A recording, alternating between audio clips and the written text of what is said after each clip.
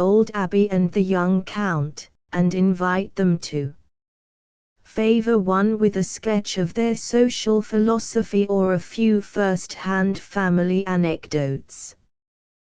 The dusky labyrinth of the streets, we must in default of such initiations content ourselves with noting, is interrupted by two great candid spaces, the fan-shaped piazza, of which I just now said a word, and the smaller square in which the cathedral erects its walls of many-colored marble.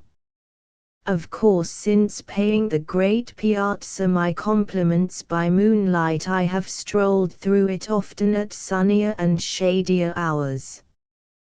The market is held there, and wherever Italians buy and sell, wherever they count and chaffer, as indeed you hear them do right and left, at almost any moment, as you take your way among them, the pulse of life beats fast.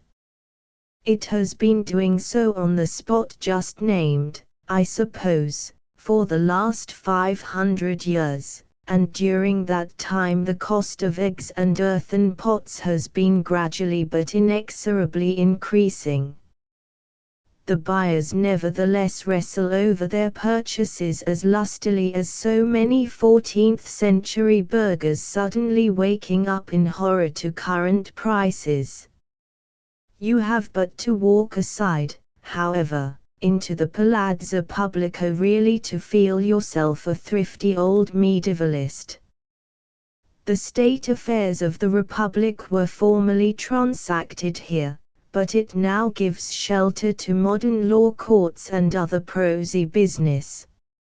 I was marched through a number of vaulted halls and chambers, which, in the intervals of the administrative sessions held in them, are peopled only by the great mouldering archaic frescoes, anything but inanimate these even in their present ruin, that cover the walls and ceiling. The chief painters of the Sienese school lent a hand in producing the works I name, and you may complete there the connoisseurship in which, possibly, you will have embarked at the Academy. I say possibly to be very judicial, my own observation having led me no great length. I have rather than otherwise cherished the thought that the Sienese school suffers one's eagerness peacefully to slumber, benignantly abstains in fact from whipping up a languid curiosity and a tepid faith. A formidable rival to the Florentines, says some book, I forget which, into which I recently glanced. Not a bit of it thereupon, boldly say I. The Florentines may rest on their laurels and the lounger on his lounge. The early painters of the two groups have indeed much in common, but the Florentines had the good fortune to see their efforts gathered up and applied by a few preeminent spirits, such as never came to the rescue of the groping Sienese. Fra Angelico and Ghirlandaio said all their feebler confrères dreamt of and a great deal more beside, but the inspiration of Simone Memmi and Ambrogio Lorenzetti and Sarno di Pietro has a painful air of never flourishing into a maximum. Sodoma and Boccafumi are to my taste a rather abortive maximum. But one should speak of them all gently, and I do, from my soul, for their labor, by their lights, has wrought a precious heritage of still-living color and rich figure-peopled shadow for the echoing chambers of their old civic fortress. The faded frescoes cover the walls like quaintly storied tapestries, in one way or another they cast their spell.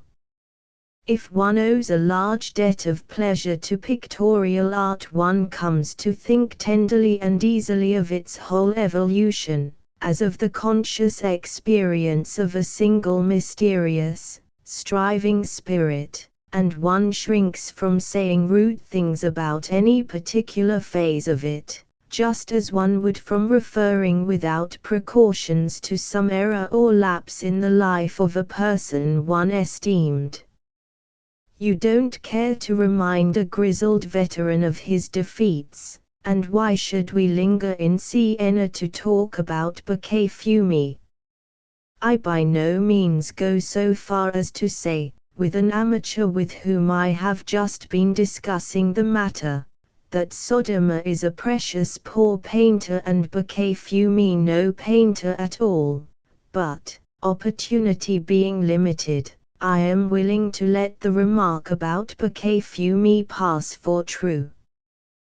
With regard to Sodoma, I remember seeing 4 years ago in the choir of the Cathedral of Pisa a certain small dusky specimen of the painter, an Abraham and Isaac, if I am not mistaken, which was charged with a gloomy grace.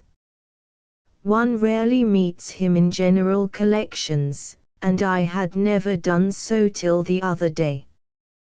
He was not prolific, apparently. He had however his own elegance, and his rarity is a part of it. Here in Siena are a couple of dozen scattered frescoes and 3 or 4 canvases, his masterpiece, among others, an harmonious descent from the cross. I wouldn't give a fig for the equilibrium of the figures or the ladders, but while it lasts the scene is all intensely solemn and graceful and sweet, too sweet for so bitter a subject. Sodoma's women are strangely sweet, an imaginative sense of morbid appealing attitude, as notably in the sentimental, the pathetic, but the none the less pleasant, swooning of Saint Catherine the Great Sienese heroine, at San Domenico, seems to me the author's finest accomplishment.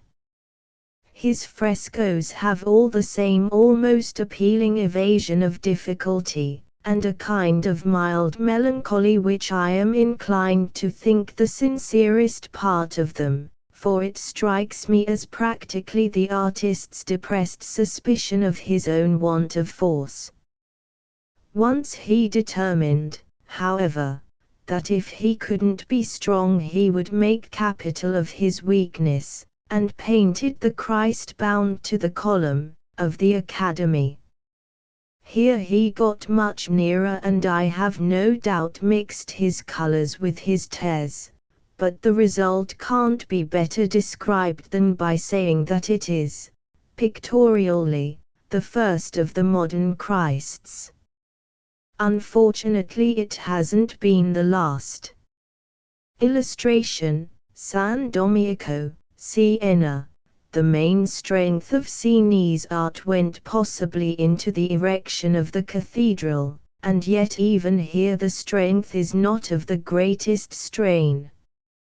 If, however, there are more interesting temples in Italy, there are few more richly and variously scenic and splendid, the comparative meagerness of the architectural idea being overlaid by a marvelous wealth of ingenious detail.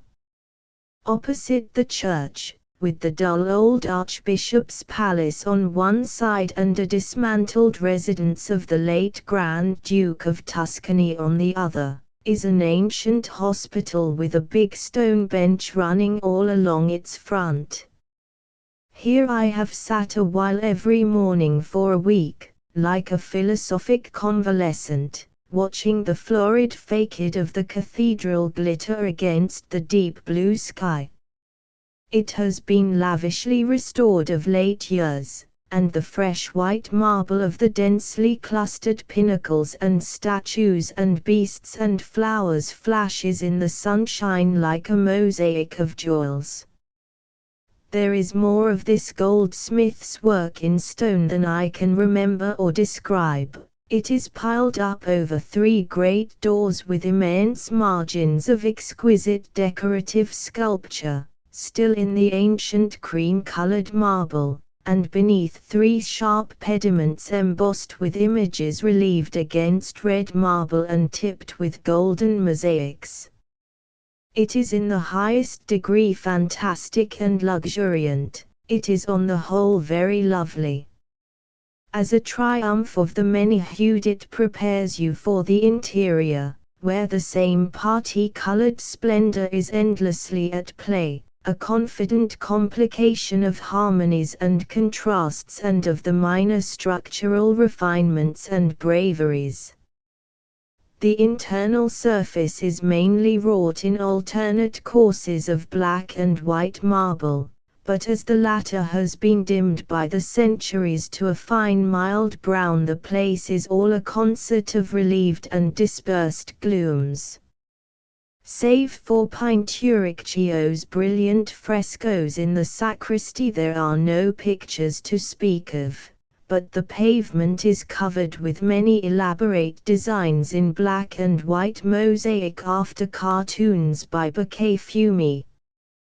The patient skill of these compositions makes them a rare piece of decoration, yet even here the friend whom I lately quoted rejects this overripe fruit of the Sienese school. The designs are nonsensical, he declares, and all his admiration is for the cunning artisans who have imitated the hatchings and shadings and hair strokes of the pencil by the finest curves of inserted black stone. But the true romance of handiwork at Siena is to be seen in the wondrous stalls of the choir, under the colored light of the great wheel window. Wood carving has ever been a cherished craft of the place, and the best masters of the art during the 15th century lavished themselves on this prodigious task. It is the frostwork on one's window panes interpreted in polished oak. It would be hard to find, doubtless, a more moving illustration of the peculiar patience, the sacred candor, of the great time. Into such artistry as this the author seems to put more of his personal substance than into any other. He has to wrestle not only with his subject, but with his material. He is richly fortunate when his subject is charming, when his devices, inventions and fantasies spring lightly to his hand, for in the material itself, after age and use have ripened and polished and darkened it to the richness of ebony and to a greater warmth, there is something surpassingly delectable and venerable. Wander behind the altar at Siena when the chanting is over and the incense has faded, and look well at the stalls of the Barelli. 1873. I leave the impression noted in the foregoing pages to tell its own small story, but have it on my conscience to wonder, in this connection, quite candidly and publicly and by way of due penance, at the scantness of such first fruits of my sensibility. I was to see Siena repeatedly in the years to follow, I was to know her better, and I would say that I was to do her an ampler justice didn't that remark seem to reflect a little on my earlier poor judgment. This judgment strikes me today as having fallen short, true as it may be that I find ever a value, or at least an interest, even in the moods and humors and lapses of any brooding, musing or fantasticating observer to whom the finer sense of things is on the whole not closed. If he has on a given occasion nodded or stumbled or strayed, this fact by itself speaks to me of him, speaks to me, that is, of his faculty and his idiosyncrasies, and I care nothing for the application of his faculty unless it be, first of all, in itself interesting.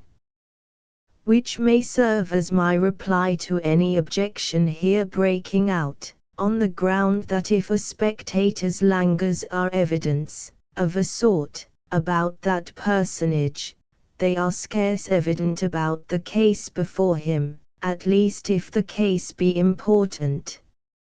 I let my perhaps rather weak expression of the sense of Siena stand, at any rate, for the sake of what I myself read into it, but I should like to amplify it by other memories, and would do so eagerly if I might here enjoy the space.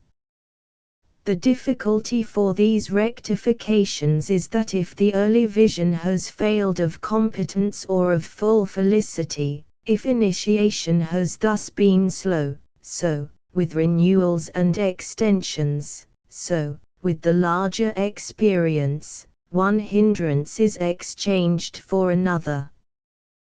There is quite such a possibility as having lived into a relation too much to be able to make a statement of it.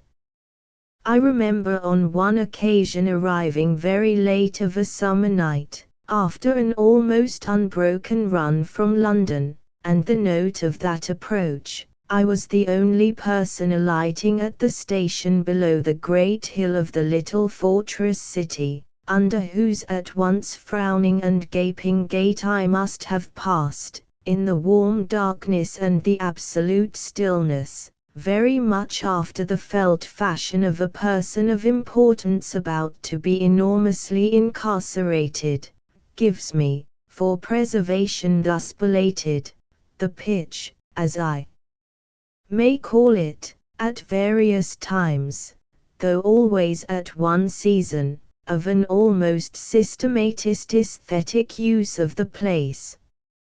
It wasn't to be denied that the immensely better accommodations instituted by the multiplying, though alas more bustling, years had to be recognized as supplying a basis, comparatively prosaic if one would, to that luxury.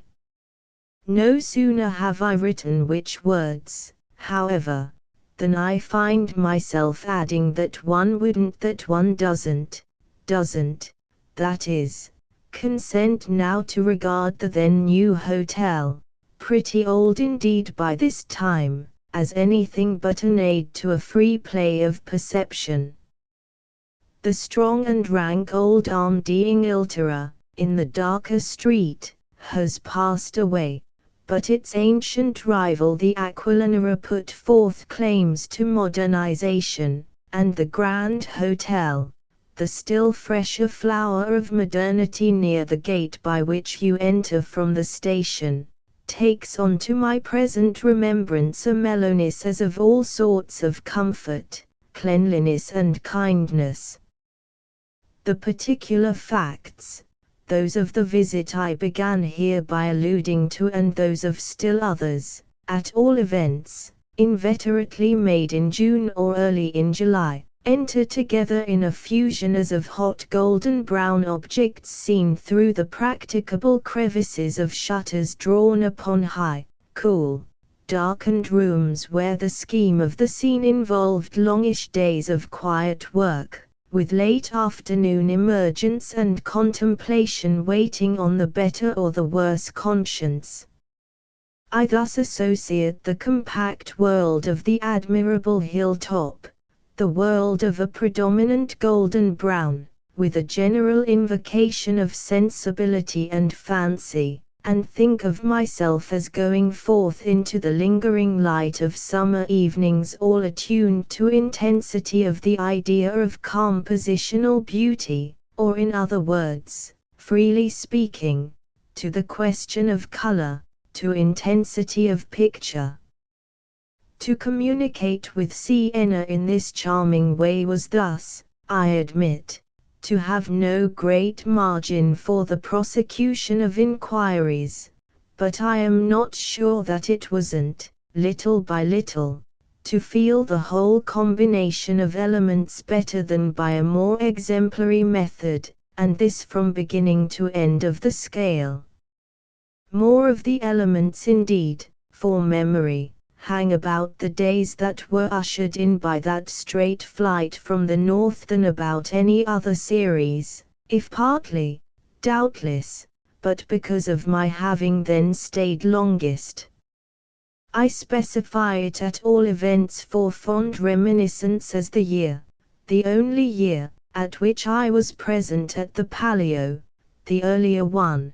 the series of furious horse races between elected representatives of different quarters of the town taking place toward the end of June, as the second and still more characteristic exhibition of the same sort is appointed to the month of August, a spectacle that I am far from speaking of as the finest flower of my old and perhaps even a little faded cluster of impressions, but which smudges that special sojourners with the big thumb, mark of a slightly soiled and decidedly ensanguined hand. For really, after all, the great loud gaudy romp or heated frolic, simulating ferocity if not achieving it, that is the annual pride of the town, was not intrinsically, to my view, extraordinarily impressive, in spite of its bristling with all due testimony to the passionate Italian clutch of any pretext for costume and attitude and utterance, for mumming and masquerading and raucously representing. The vast cheap vividness rather somehow refines itself, and the swarm and hubbub of the immense square melt, to the uplifted sense of a very high-placed balcony of the overhanging Chigi Palace, where everything was superseded but the intenser passage, across the ages, of the great Renaissance tradition of architecture and the infinite sweetness of the waning golden day. The Palio, indubitably, was criard, and the more so for quite monopolizing, at Siena, the note of crudity, and much of it demanded doubtless of one's patience a due respect for the long local continuity of such things. It drops into its humid position, however, in any retrospective command of the many brave aspects of the prodigious place. Not that I am pretending here, even for rectification, to take these at all in turn. I only go on a little with my rueful glance at the marked gaps left in my original report of sympathies entertained. I bow my head for instance to the mystery of my not having mentioned that the coolest and freshest flower of the day was ever that of one's constant renewal of a charmed homage to Pinturicchio, coolest and freshest and signally youngest and most matutinal, as distinguished from merely primitive or crepuscular, of painters, in the library or sacristy of the cathedral. Did I always find time before work to spend half an hour of immersion, under that splendid roof, in the clearest and tenderest, the very cleanest and straightest as it masters our envious credulity, of all storied fresco worlds? This wondrous apartment, a monument in itself to the ancient pride and power of the Church, and which contains an unsurpassed treasure of gloriously illuminated missals, psalters and other vast parchment folios, almost each of whose successive leaves gives the impression of rubies, sapphires and emeralds set in gold and practically embedded in the page, offers thus to view, after a fashion splendidly sustained, a pictorial record of the career of Pope Pius II, Aeneas Sylvius of the Siena Piccolomini, who gave him for an immediate successor a second of their name, most profanely literary of pontiffs and last of would-be crusaders, whose adventures and achievements under Pinturicchio's brush smoothed themselves out for us very much to the tune of the stories told by some fine old man of the world, at the restful end of his life, to the cluster of his grandchildren. The end of Aeneas Sylvius was not restful. He died at Ancona in troublous times, preaching war, and attempting to make it, against the then terrific Turk, but over no great worldly personal legend, among those of men of arduous affairs, arches a fairer, lighter or more pacific memorial vault than the shining library of Siena. I seem to remember having it and its unfrequented enclosing precinct so often all to myself that I must indeed mostly have resorted to it for a prompt benediction on the day. Like no other strong solicitation, among artistic appeals to which one may compare it up and down the whole wonderful country, is the felt neighboring presence of the overwrought cathedral in its little proud possessive town. You may so often feel by the week at a time that it stands there really for your own personal enjoyment, your romantic convenience, your small wanton aesthetic use. In such a light shines for me, at all events, under such an accumulation and complication of tone flushes and darkens and richly recedes for me, across the years, the treasure house of many-colored marbles in the untrodden, the drowsy, empty Sienese Square. One could positively do, in the free exercise of any responsible fancy or luxurious taste, what one would with it. But that proposition holds true, after all, for almost any mild pastime of the incurable student of loose meanings and stray relics and odd references and dim analogies in an Italian hill city bronzed and seasoned by the ages. I ought perhaps, for justification of the right to talk, to have plunged into the Siena archives of which, on one occasion, a kindly custodian gave me, in rather dusty and stuffy conditions, as the incident vaguely comes back to me, a glimpse that was like a moment's stand at the mouth of a deep, dark mine. I didn't descend into the pit, I did, instead of this, a much idler and easier thing, I simply went every afternoon, my stint of work over, I like to recall, for a musing stroll upon the Lizard which had its own unpretentious but quite insidious art of meeting the lover of old stories halfway. The great and subtle thing, if you are not a strenuous specialist, in places of a heavily charged historic consciousness, is to profit by the sense of that consciousness, or in other words to cultivate a relation with the oracle, after the fashion that suits yourself, so that if the general aftertaste of experience at large, the fine distilled essence of the matter, seems to breathe, in such a case, from the very stones and to make a thick strong liquor of the very air, you may thus gather as you pass what is most to your purpose, which is more the indestructible mixture of lived things, with its concentrated lingering odor, than any interminable list of numbered chapters and verses.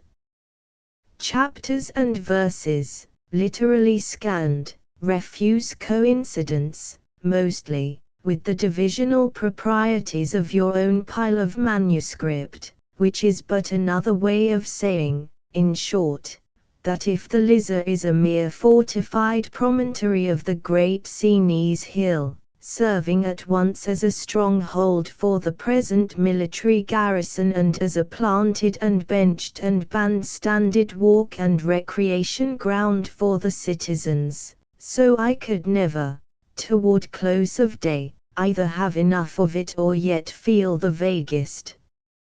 saunterings there to be vain.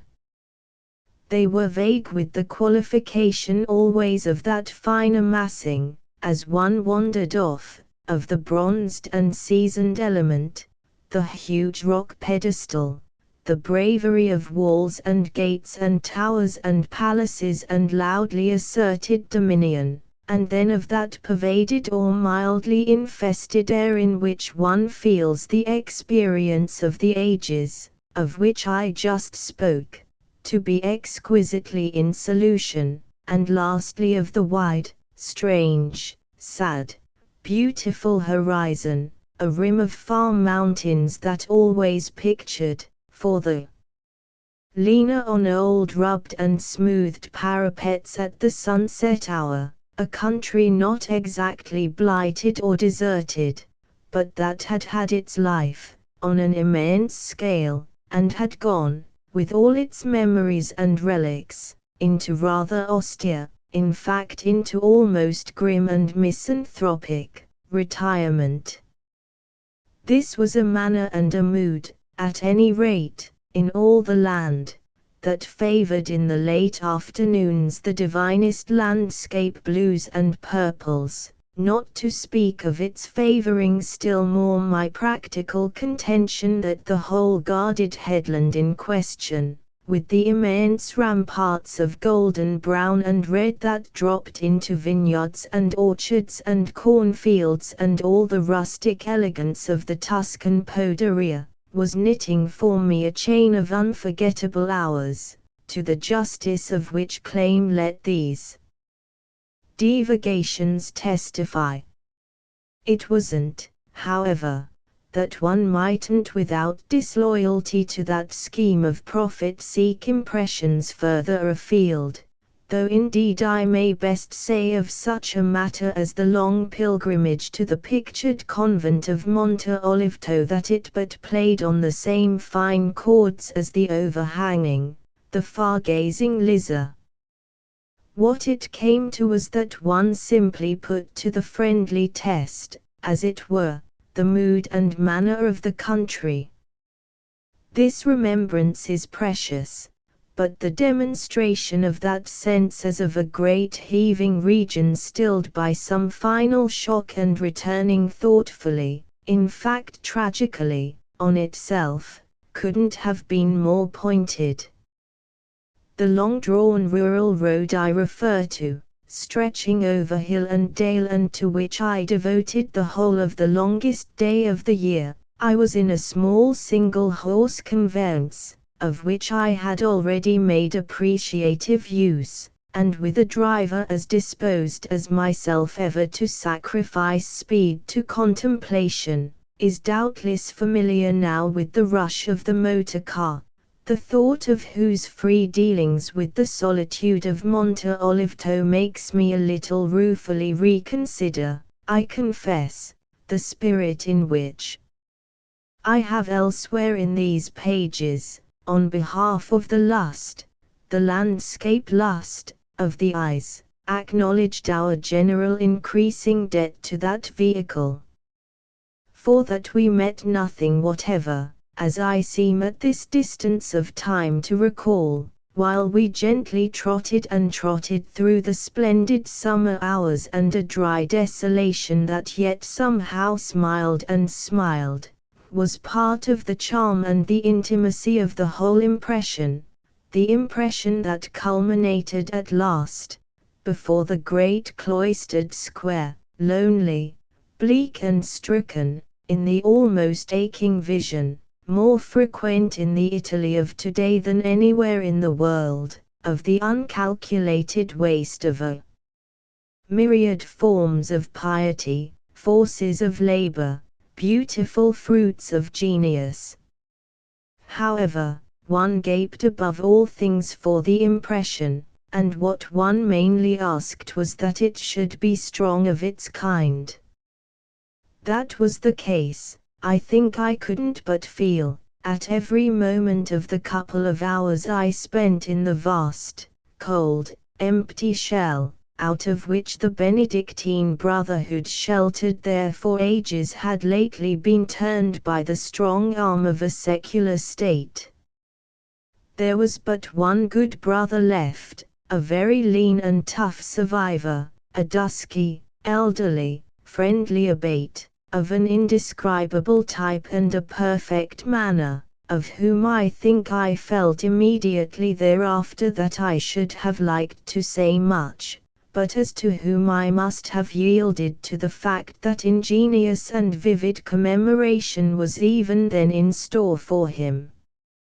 Literary portraiture had marked him for its own, and in the short story of Un Saint, one of the most finished of contemporary French nouvelles, the art and the sympathy of Monsieur Paul Bourget preserve his interesting image.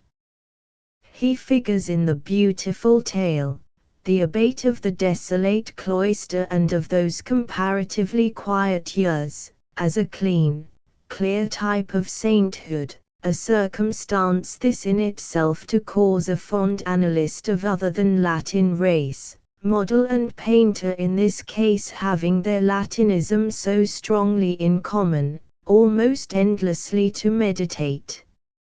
Oh, the unutterable differences in any scheme or estimate of physiognomic values, in any range of sensibility to expressional association, among observers of different, of inevitably more or less opposed, traditional and racial points of view. One had heard convinced Latins, or at least I had, speak of situations of trust and intimacy in which they couldn't have endured near them a Protestant or, as who should say for instance, an Anglo-Saxon, but I was to remember my own private attempt to measure such a change of sensibility as might have permitted the prolonged close approach of the dear dingy, half-starved, very possibly all heroic, and quite ideally urbane abbate. The depth upon depth of things, the cloud upon cloud of associations, on one side and the other, that would have had to change first. To which I may add nevertheless that since one ever supremely invoked intensity of impression and abundance of character, I feasted my fill of it at Monte Oliveto, and that for that matter this would have constituted my sole refreshment in the vast icy void of the blighted refectory if I hadn't bethought myself of bringing with me a scrap of food, too scantily apportioned, I recollect, very scantily indeed, since my coquier was to share with me, by my purveyor at Siena. Our tragic, even if so tenderly tragic, entertainer had nothing to give us, but the immemorial cold of the enormous monastic interior in which we smilingly fasted would doubtless not have had for me without that such a wealth of reference. I was to have liked the whole adventure, so I must somehow have liked that, by which remark I am recalled to the special treasure of the desecrated temple, those extraordinarily strong and brave frescoes of Luca Signorelli and Sodoma that adorn, in admirable condition, several stretches of cloister wall. These creations in a manner took care of themselves, aided by the blue of the sky above the cloister court they glowed, they insistently lived. I remember the frigid prowl through all the rest of the bareness, including that of the big dishonored church and that even of the abbate's abysmally resigned testimony to his mere human and personal situation, and then, with such a force of contrast and effect of relief, the great sheltered sun flares and color patches of scenic composition and design where a couple of hands centuries ago turned to dust had so wrought the defiant miracle of life and beauty that the effect is of a garden blooming among ruins. Discredited somehow, since they all would, the destroyers themselves, the ancient piety, the general spirit and intention, but still bright and assured and sublime, practically, enviably immortal, the other, the still subtler, the all-aesthetic good faith. 1909.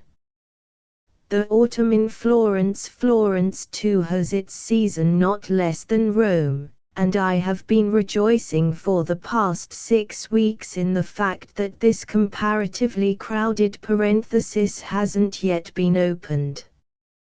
coming here in the first days of October I found the summer still in almost unmenaced possession, and ever since, till within a day or two, the weight of its hand has been sensible. Properly enough, as the city of flowers, Florence mingles the elements most artfully in the spring, during the divine crescendo of March and April, the weeks when 6 months of steady shiver have still not shaken New York and Boston free of the long polar reach. But the very quality of the decline of the year as we at present here feel it suits peculiarly the mood in which an undiscourageable gatherer of the sense of things, or taster at least of charm, moves through these many memoried streets and galleries and churches. Old things, old places, old people, or at least old races, ever strike us as giving out their secrets most freely in such moist, grey, melancholy days as have formed the complexion of the past fortnight. With Christmas arrives the opera, the only opera worth speaking of, which indeed often means in Florence the only opera worth talking through, the gaiety, the gossip, the reminders in fine of the cosmopolite and watering place character to which the city of the Medici long ago began to bend her antique temper. Meanwhile it is pleasant enough for the tasters of charm, as I say, and for the makers of invidious distinctions, that the Americans haven't all arrived, however many may be on their way, and that the weather has a monotonous overcast softness in which, apparently, aimless contemplation grows less and less ashamed. There is no crush along the Cascine, as on the sunny days of winter, and the Arno, wandering away toward the mountains in the haze, seems as shy of being looked at as a good picture in a bad light. No light, to my eyes, nevertheless, could be better than this, which reaches us, all strained and filtered and refined, exquisitely colored and even a bit conspicuously sophisticated, through the heavy air of the past that hangs about the place forever.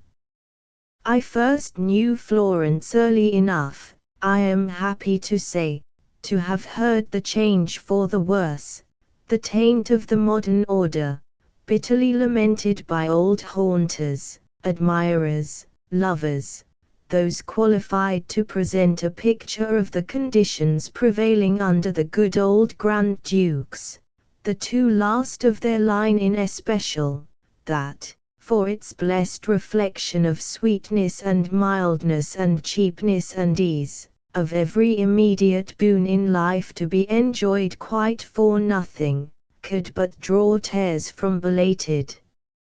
listeners. Some of these survivors from the Golden Age, just the beauty of which indeed was in the gold, of sorts, that it poured into your lap, and not in the least in its own importunity on that head, have needfully lingered on, have seen the ancient walls pulled down and the compact and belted mass of which the Piazza della Signoria was the immemorial center expand, under the treatment of enterprising syndics, into an ungirdled organism of the type, as they viciously say, of Chicago, one of those places of which, as their grace of a circumference is nowhere, the dignity of a center can no longer be predicated. Florence loses itself today in dusty boulevards and smart beau quartiers, such as Napoleon III and Baron Horseman were to set the fashion of to medieval Europe, with the effect of some precious page of antique text swallowed up in a marginal commentary that smacks of the style of the newspaper. So much for what has happened on this side of that line of demarcation which, by an odd law, makes us, with our preference for what we are pleased to call the picturesque, object to such occurrences even as occurrences. The real truth is that objections are too vain, and that he would be too rude a critic here, just now, who shouldn't be in the humor to take the thick with the thin and to try at least to read something of the old soul into the new forms. There is something to be said moreover for your liking a city, once it's a question of your actively circulating, to pretend to comfort you more by its extent than by its limits, in addition to which Florence was in her palmy days peculiarly, a daughter of change and movement and variety, of shifting moods, policies and regimes, just as the Florentine character, as we have it today, is a character that takes all things easily for having seen so many come and go. It saw the national capital, a few years since, arrive and sit down by the Arno, and took no further thought than sufficed for the day. Then it saw the odd visitor depart and whistled her cheerfully on her way to Rome. The new boulevards of the Sindaco Perazzi come, it may be said, but they don't go, which, after all, it isn't from the aesthetic point of view strictly necessary they should. A part of the essential amiability of Florence, of her genius for making you take to your favor on easy terms everything that in any way belongs to her, is that she has already flung an element of her grace over all their undried mortar and plaster. Such modern arrangements as the Piazza di Azeglio and the Viale or Avenue of the Princess Margaret please not a little, I think, for what they are, and do so even in a degree, by some fine local privilege just because they are Florentine. The afternoon lights rest on them as if to thank them for not being worse, and their vistas are liberal where they look toward the hills. They carry you close to these admirable elevations, which hang over Florence on all sides, and if in the foreground your sense is a trifle perplexed by the white pavements dotted here and there with a policeman or a nursemaid, you have only to reach beyond and see Fiesole turn to violet, on its ample eminence, from the effect of the opposite sunset. Facing again then to Florence proper you have local color enough and to spare, which you enjoy the more, doubtless, from standing off to get your light and your point of view. The elder streets abutting on all this newness bore away into the heart of the city in narrow, dusky perspectives that quite refine, in certain places, by an art of their own, on the romantic appeal. There are temporal and other accidents thanks to which, as you pause to look down them and to penetrate the deepening shadows that accompany their retreat, they resemble little corridors leading out from the past, mystical like the ladder in Jacob's dream, so that when you see a single figure advance and draw nearer you are half afraid to wait till it arrives. It must be too much of the nature of a ghost, a messenger from an underworld. However this may be, a place paved with such great mosaics of slabs and lined with palaces of so massive a tradition, structures which, in their large dependence on pure proportion for interest and beauty, reproduce more than other modern styles the simple nobleness of Greek architecture, must ever have placed dignity first in the scale of invoked effect and laid up no great treasure of that ragged picturesqueness, the picturesqueness of large poverty, on which we feast our idle eyes at Rome and Naples. Except in the unfinished fronts of the churches, which, however, unfortunately, are mere ugly blankness. One finds less of the poetry of ancient overuse, or in other words less romantic southern shabbiness, than in most Italian cities. At 2 or 3 points, nonetheless, this sinister grace exists in perfection, just such perfection as so often proves that what is literally hideous may be constructively delightful, and what is intrinsically tragic play on the finest chords of appreciation. On the north side of the Arno, between Ponte Vecchio and Ponte Santa Trinita, is a row of immemorial houses that back on the river, in whose yellow flood they bathe their sore old feet. Anything more battered and befooled, more cracked and disjointed, dirtier, drearier, poorer, it would be impossible to conceive. They look as if 50 years ago the liquid mud had risen over their chimneys and then subsided again and left them coated forever with its unsightly slime. And yet forsooth, because the river is yellow, and the light is yellow, and here and there, elsewhere, some mellow mouldering surface, some hint of color, some accident of atmosphere, takes up the foolish tale and repeats the note, because, in short, it is Florence, it is Italy, and the fond appraiser, the infatuated alien, may have had in his eyes, at birth and afterwards, the micaceous sparkle of brownstone fronts no more interesting than so much sandpaper, these miserable dwellings. Instead of suggesting mental invocations to an enterprising board of health, simply create their own standard of felicity and shamelessly live in it. Lately, during the misty autumn nights, the moon has shone on them faintly and refined their shabbiness away into something ineffably strange and spectral.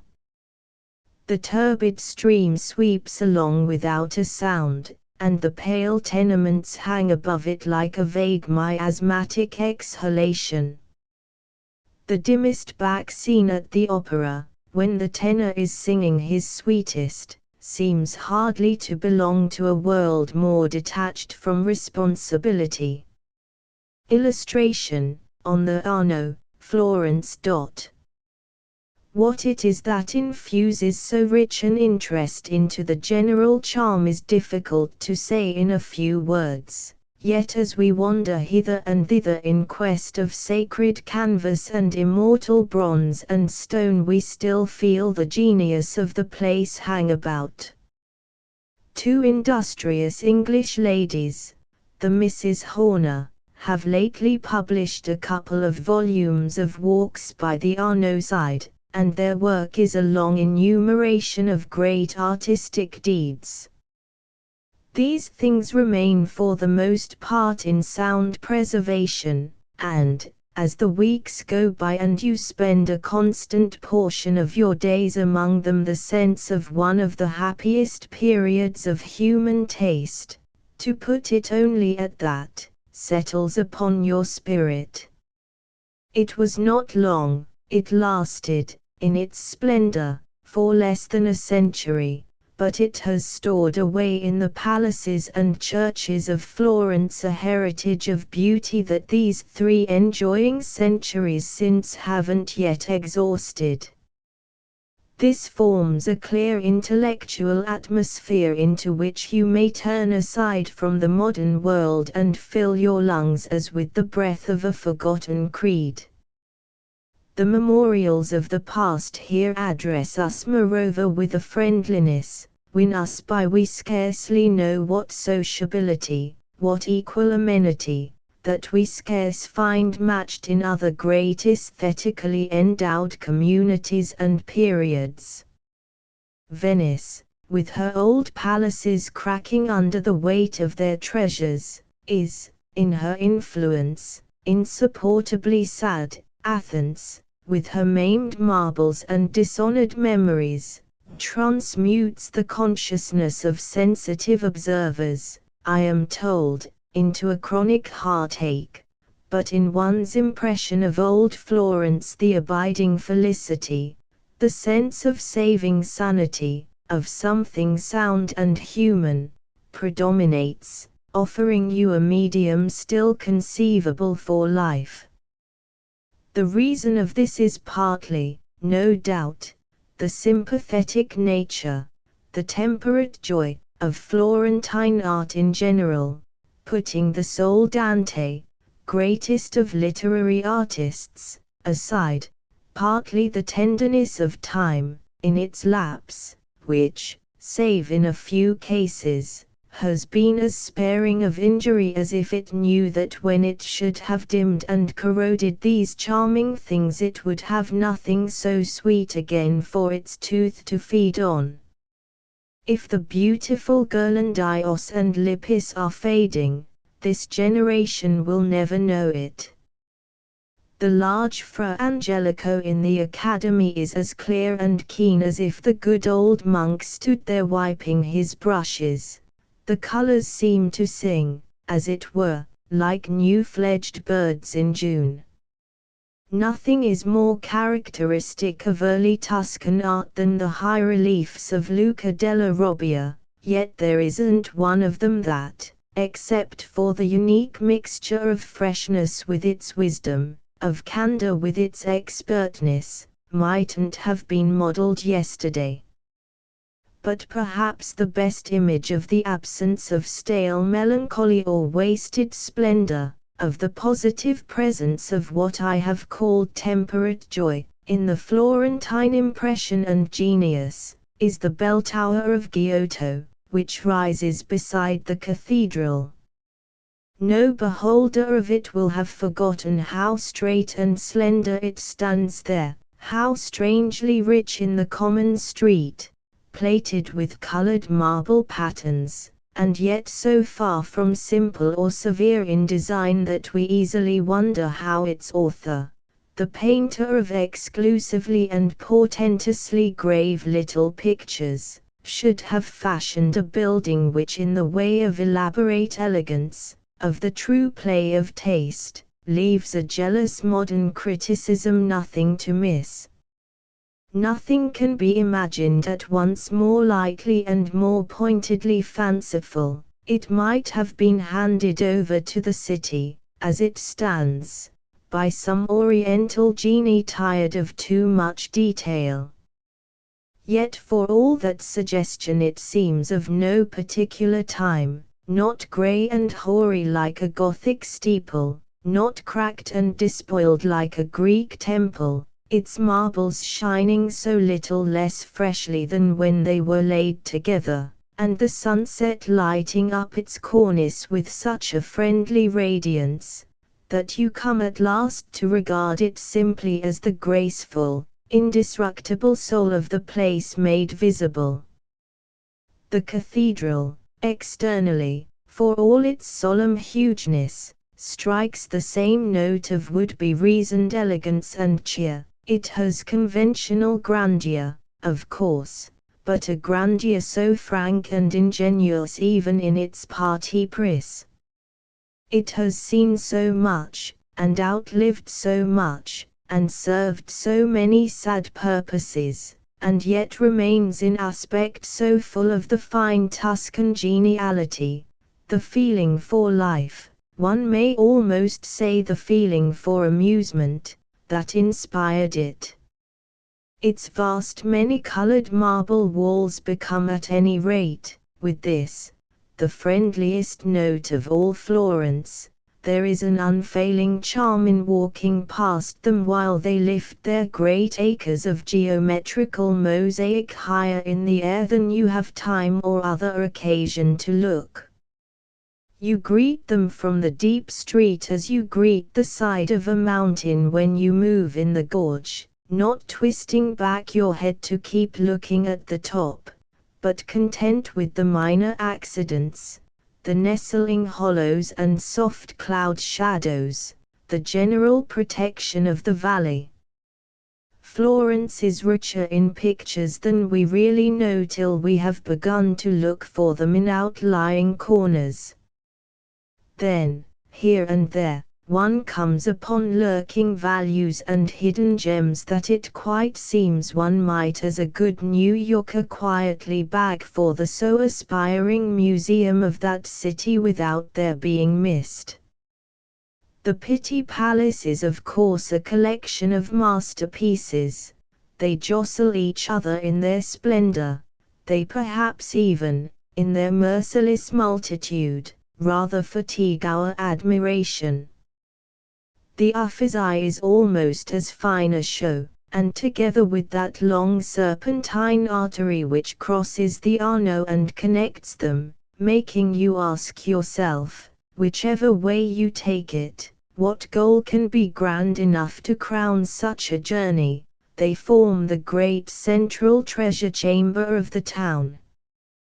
But I have been neglecting them of late for love of the Academy, where there are fewer copyists and tourists, above all fewer pictorial lions, those whose roar is heard from afar and who strike us as expecting overmuch to have it their own way in the jungle.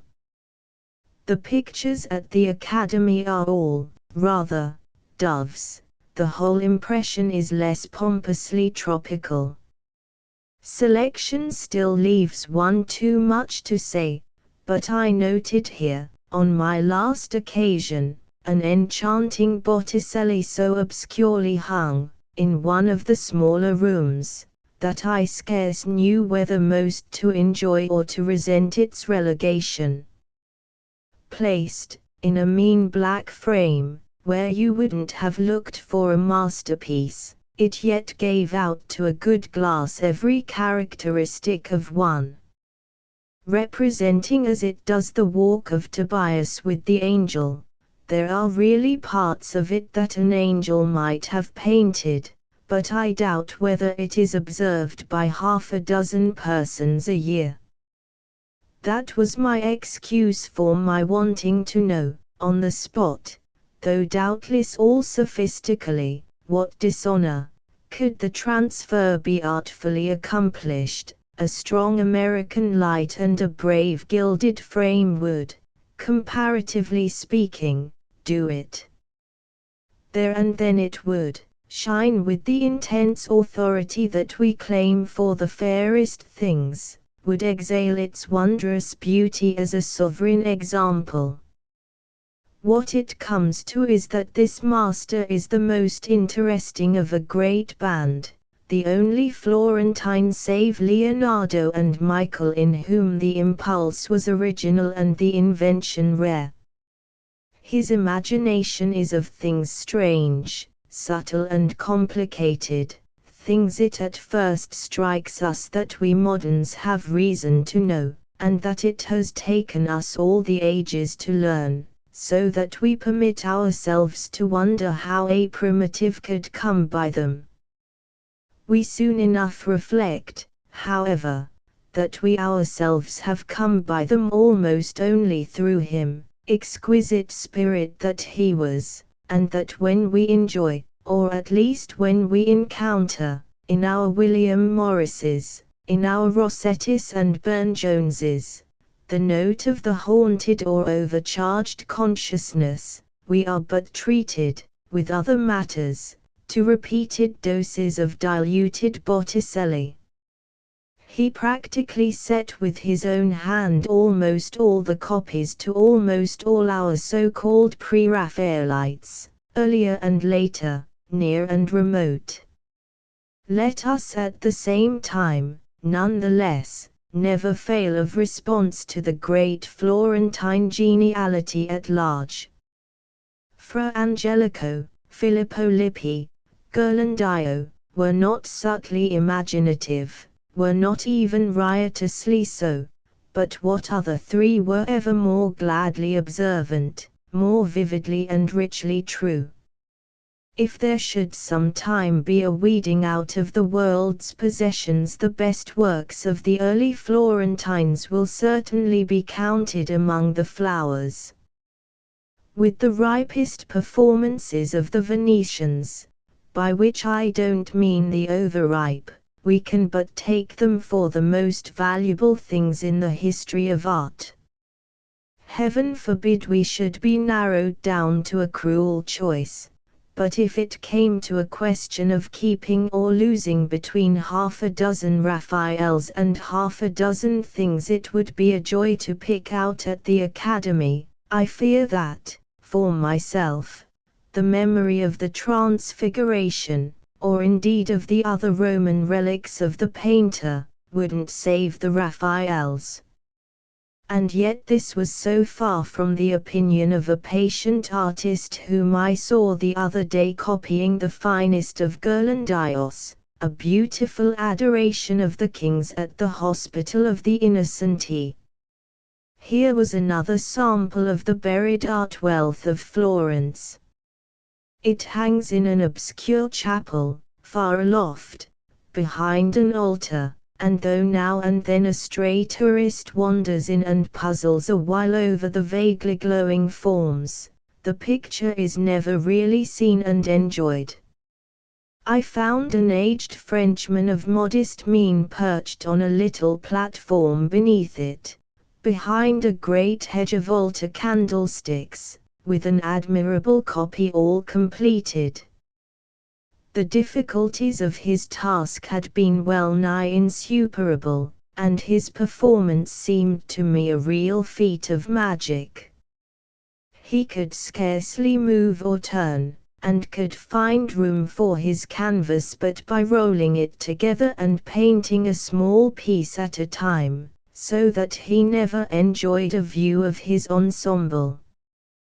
The original is gorgeous with color and bewildering with decorative detail, but not a gleam of the painter's crimson was wanting, not a curl in his gold arabesques.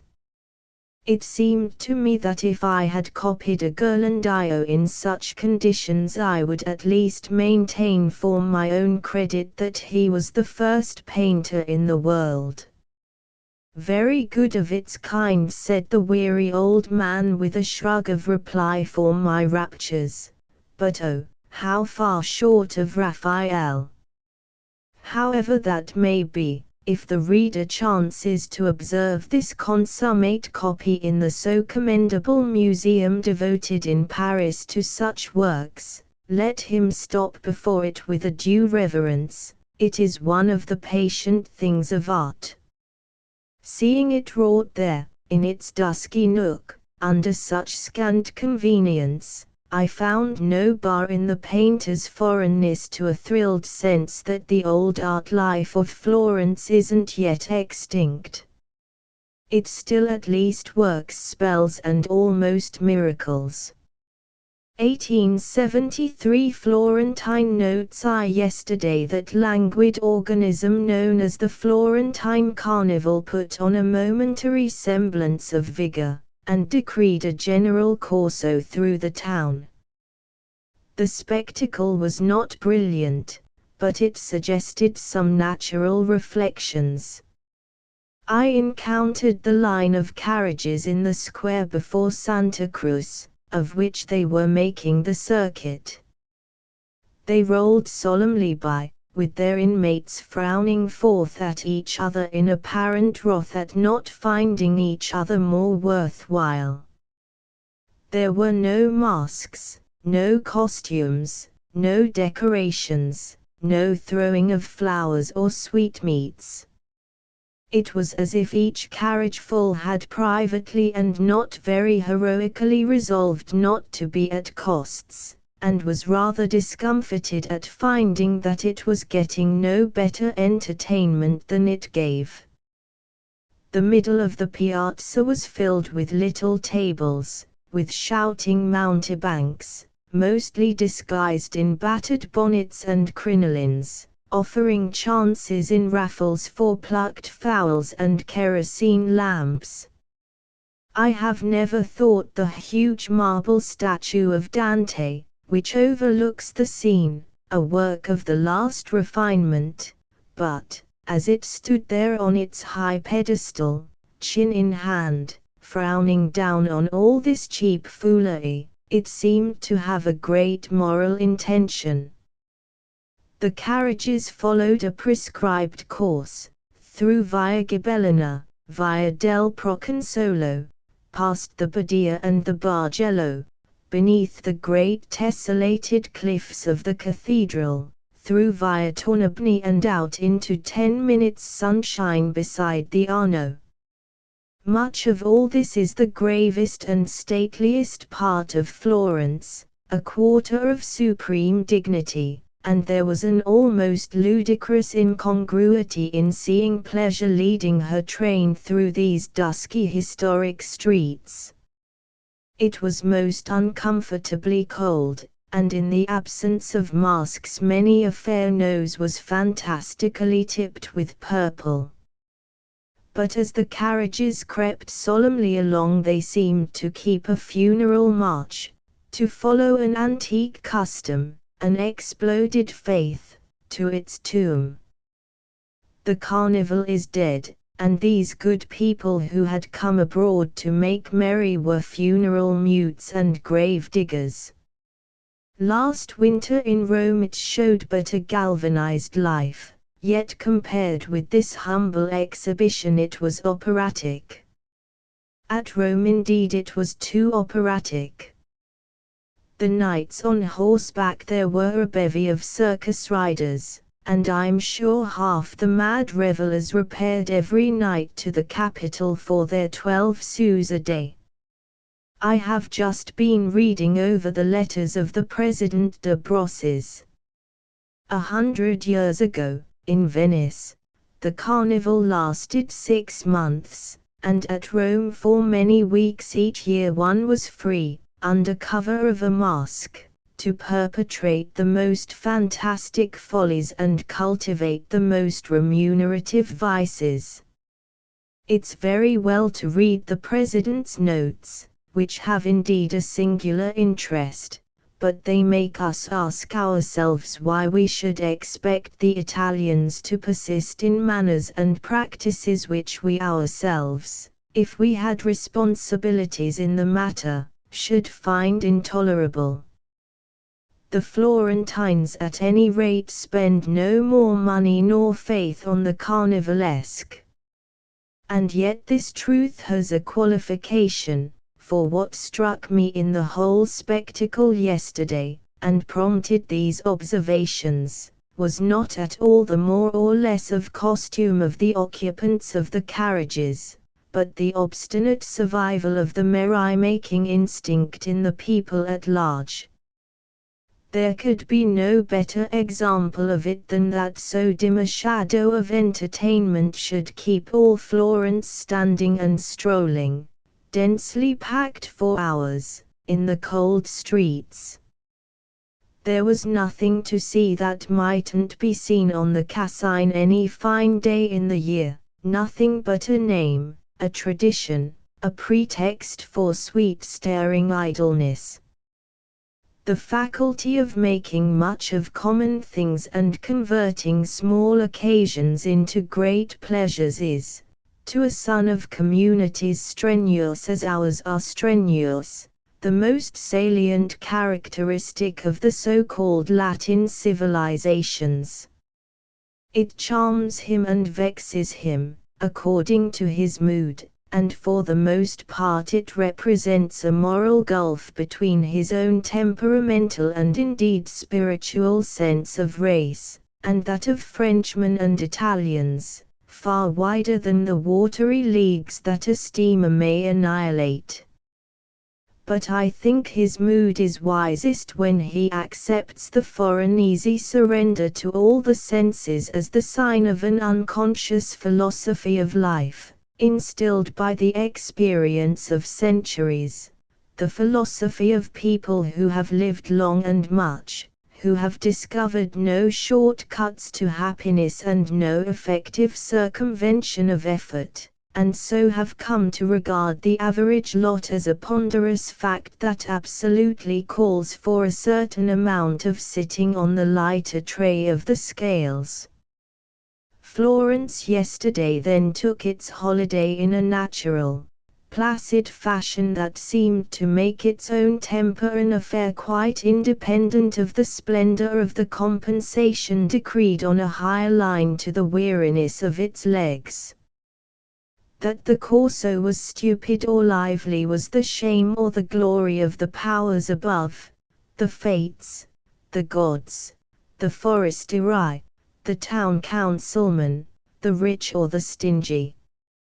Common Florence, on the narrow footways, pressed against the houses, obeyed a natural need in looking about complacently, patiently, gently, and never pushing, nor trampling, nor swearing, nor staggering. This liberal margin for festivals in Italy gives the masses a more than man-of-the-world urbanity in taking their pleasure. Meanwhile it occurs to me that by a remote New England fireside an unsophisticated young person of either sex is reading in an old volume of travels or an old romantic tale some account of these anniversaries and appointed revels as old Catholic lands offer them to view. Across the page swims a vision of sculptured palace fronts draped in crimson and gold and shining in a southern sun, of a motley train of maskers sweeping on in voluptuous confusion and pelting each other with nosegays and love letters. Into the quiet room, quenching the rhythm of the Connecticut clock, floats an uproar of delighted voices, a medley of stirring foreign sounds, an echo of far-heard music of a strangely alien cadence.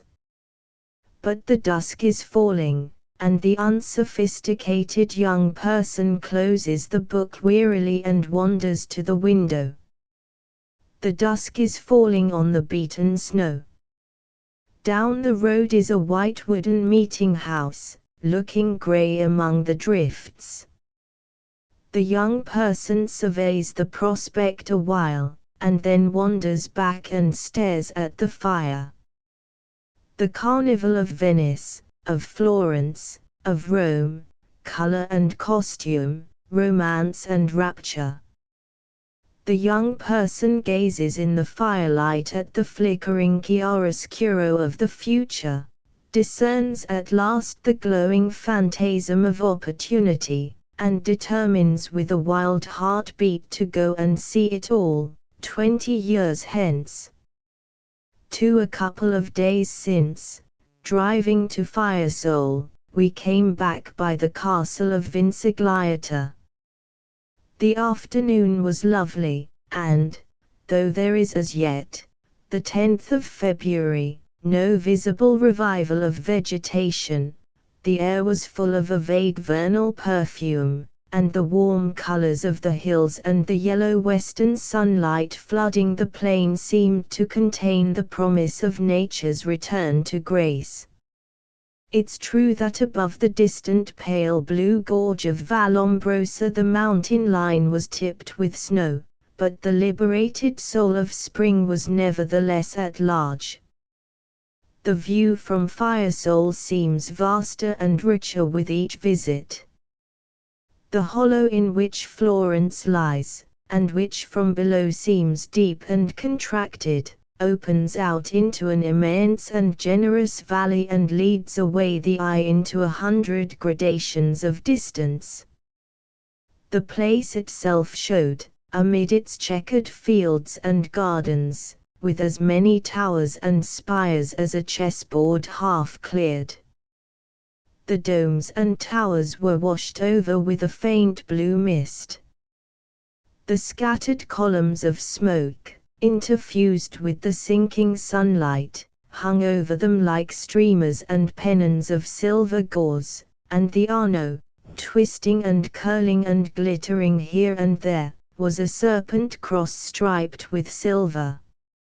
Vincegliata is a product of the millions, the leisure and the eccentricity, I suppose people say, of an English gentleman, Mr. Temple Leader, whose name should be commemorated.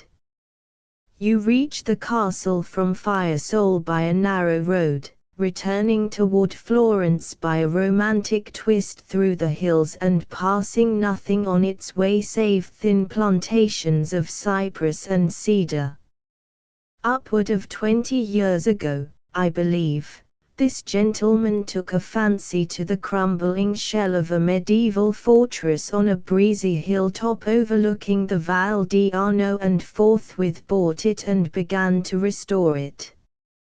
I know nothing of what the original ruin may have cost, but in the dusky courts and chambers of the present elaborate structure this impassioned archaeologist must have buried a fortune. He has, however, the compensation of feeling that he has erected a monument which, if it is never to stand a feudal siege, may encounter at least some critical overhauling. It is a disinterested work of art and really a triumph of aesthetic culture. The author has reproduced with minute accuracy a sturdy home fortress of the 14th century, and has kept throughout such rigid terms with his model that the result is literally uninhabitable to degenerate moderns.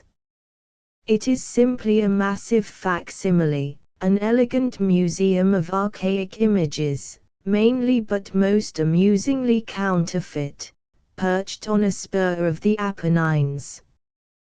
The place is most politely shown.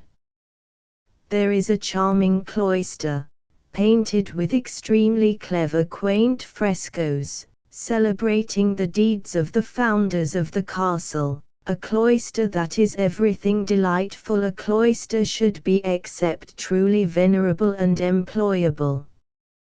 There is a beautiful castle court, with the embattled tower climbing into the blue far above it, and a spacious loggia with rugged medallions and mild-hued Luca della Robbias fastened unevenly into the walls. But the apartments are the great success, and each of them as good a reconstruction as a tale of Walter Scott, or, to speak frankly, a much better one. They are all low-beamed and vaulted, stone-paved, decorated in grave colors and lighted, from narrow, deeply recessed windows, through small leaden-ringed plates of opaque glass. The details are infinitely ingenious and elaborately grim, and the indoor atmosphere of medievalism most forcibly revived. No compromising fact of domiciliary darkness and cold is spared us, no producing condition of medieval manners not glanced at. There are oaken benches round the room, of about 6 inches in depth, and gaunt fauteuils of wrought leather, illustrating the suppressed transitions which, as George Eliot says, unite all contrasts, offering a visible link between the modern conceptions of torture and of luxury. There are fireplaces nowhere but in the kitchen, where a couple of sentry boxes are inserted on either side of the great hooded chimney-piece, into which people might creep and take their turn at being toasted and smoked. One may doubt whether this dearth of the hearthstone could have raged on such a scale, but it's a happy stroke in the representation of an Italian dwelling of any period. It shows how the graceful fiction that Italy is all meridional flourished for some time before being refuted by grumbling tourists. And yet amid this cold comfort you feel the incongruous presence of a constant intuitive regard for beauty. The shapely spring of the vaulted ceilings, the richly figured walls, coarse and hard in substance as they are, the charming shapes of the great platters and flagons in the deep recesses of the quaintly carved black dresses, the wandering hand of ornament, as it were, playing here and there for its own diversion in unlighted corners, such things redress, to our fond credulity, with all sorts of grace, the balance of the picture. And yet, somehow, with what dim, unillumined vision one fancies even such inmates as those conscious of finer needs than the mere supply of blows and beef and beer would meet passing their heavy eyes over such slender household beguilements. These crepuscular chambers at Vincegliata are a mystery and a challenge, they seem the mere propounding of an answerless riddle. You long, as you wander through them, turning up your coat collar and wondering whether ghosts can catch bronchitis, to answer it with some positive notion of what people so encaged and situated did, how they looked and talked and carried themselves, how they took their pains and pleasures, how they counted off the hours. Deadly ennui seems to ooze out of the stones and hang in clouds in the brown corners. No wonder men relished a fight and panted for a fray. Skull smashers were sweet, ears ringing with pain and ribs cracking in a tussle were soothing music, compared with the cruel quietude of the dim-windowed castle. When they came back they could only have slept a good deal and eased their dislocated bones on those meagre oaken ledges. Then they woke up and turned about to the table and ate their portion of roasted sheep. They shouted at each other across the board and flung the wooden plates at the servingmen. They jostled and hustled and hooted and bragged, and then, after gorging and boozing and easing their doublets, they squared their elbows one by one on the greasy table and buried their scarred foreheads and dreamed of a good gallop after flying foes. And the women? They must have been strangely simple, simpler far than any moral archaeologist can show us in a learned restoration. Of course, their simplicity had its graces and devices, but one thinks with a sigh that, as the poor things turned away with patient looks from the viewless windows to the same looming figures on the dusky walls, they hadn't even the consolation of knowing that just this attitude and movement, set off by their peaked coifs, their falling sleeves and heavily twisted trains, would sow the seed of yearning envy, of sorts, on the part of later generations. There are moods in which one feels the impulse to enter a tacit protest against too gross an appetite for pure aesthetics in this starving and sinning world. One turns half away, musingly, from certain beautiful useless things. But the healthier state of mind surely is to lay no tax on any really intelligent manifestation of the curious and exquisite. Intelligence hangs together essentially, all along the line, it only needs time to make, as we say, its connections. The massive pastiche of Vincegliata has no superficial use, but, even if it were less complete, less successful, less brilliant, I should feel a reflective kindness for it. So disinterested and expensive a toy is its own justification, it belongs to the heroics of dilettanteism. 1 grows to feel the collection of pictures at the Pitti Palace splendid rather than interesting. After walking through it once or twice you catch the key in which it is pitched, you know what you are likely not to find on closer examination, none of the works of the uncompromising period, nothing from the half-groping geniuses of the early time, those whose coloring was sometimes harsh and their outlines sometimes angular. Vague to me the principle on which the pictures were originally gathered and of the aesthetic creed of the princes who chiefly selected them. A princely creed I should roughly call it, the creed of people who believed in things presenting a fine face to society, who esteemed showy results rather than curious processes, and would have hardly cared more to admit into their collection a work by one of the laborious precursors of the full efflorescence than to see a bucket and broom left standing in a state saloon. The gallery contains in literal fact some 8 or 10 paintings of the early Tuscan school, notably 2 admirable specimens of Filippo Lippi and one of the frequent circular pictures of the great Botticelli, a Madonna, chilled with tragic prescience, laying a pale cheek against that of a blighted infant. Such a melancholy mother as this of Botticelli would have strangled her baby in its cradle to rescue it from the future. But of Botticelli there is much to say. One of the Filippo Lippis is perhaps his masterpiece, a Madonna in a small rose garden, such a flowery close as Mr. William Morris loves to haunt, leaning over an infant who kicks his little human heels on the grass while half a dozen curly-pated angels gather about him, looking back over their shoulders with the candor of children in tableaux vivants, and one of them drops an armful of gathered roses one by one upon the baby. The delightful earthly innocence of these winged youngsters is quite inexpressible.